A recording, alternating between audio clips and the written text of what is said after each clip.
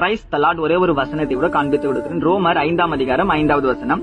அந்த நம்பிக்கை நம்மை வெட்கப்படுத்தாது. இன்னைக்கு ஆண்டவர் உங்களை பார்த்து சொல்ற காரியம் என்னன்னா, மகனே மகளே, நான் உன்னை எந்த இடத்துலயும் வெட்கப்பட விட மாட்டேன்னு சொல்லி ஏசப்பா இன்னைக்கு உங்களை பார்த்து சொல்றாருங்க. வசனமே சொல்லுது, அந்த நம்பிக்கை வெட்கப்படுத்தாதாமா. எந்த நம்பிக்கை அப்படின்னா, நம்ம ஏசப்பா மேல வைக்கிறோம் பாத்தீங்களா, அந்த நம்பிக்கை விசுவாசம், அது நம்ம லைஃப்ல நம்மளை வெட்கப்படுத்தாதுன்னு சொல்லி இன்னைக்கு ஆண்டவர் உங்களை பார்த்து சொல்றாருங்க. இன்னைக்கு உங்க லைஃப்ல பாத்தீங்கன்னா, நீங்க நிறைய மனுஷங்களை நம்பி ஏமாந்த பிள்ளைகளா இருப்பீங்க. உங்க ஃப்ரெண்ட்ஸை நீங்க நம்பி ஏமாந்த பிள்ளைங்களா இருப்பீங்க. நான் அவங்களை உண்மையா தான் விரும்பினேன், அவங்க என்னை விட்டுட்டு போயிட்டாங்க, நான் உண்மையா தான் இருந்தேன், அவங்க என்னை ஏமாத்திட்டாங்கன்னு சொல்லி நீங்க நிறைய மனுஷங்க மூலியமா நம்பி ஏமாந்து பிள்ளைங்களா இருப்பீங்கன்னா, ஏசப்பா இன்னைக்கு உங்களை பார்த்து சொல்றாரு, மகனே மகளே, நீ என்ன நம்பு, என் மேல விசுவாசமா இரு, நான் உன்னை பாத்துக்கிறேன்னு சொல்லி ஏசப்பா இன்னைக்கு உங்களை பார்த்தாங்க சொல்றாரு. சிம்சன் பாத்தீங்கன்னா ஒரு நல்ல பலசாலிங்க. அப்படி பலசாலியா இருந்தா கூட சிம்சனுக்குள்ள ஒரு மிஸ்டேக் இருந்துச்சு. என்ன மிஸ்டேக் தெரியுங்களா? அவர் கட்டண பேரை சூஸ் பண்ணல.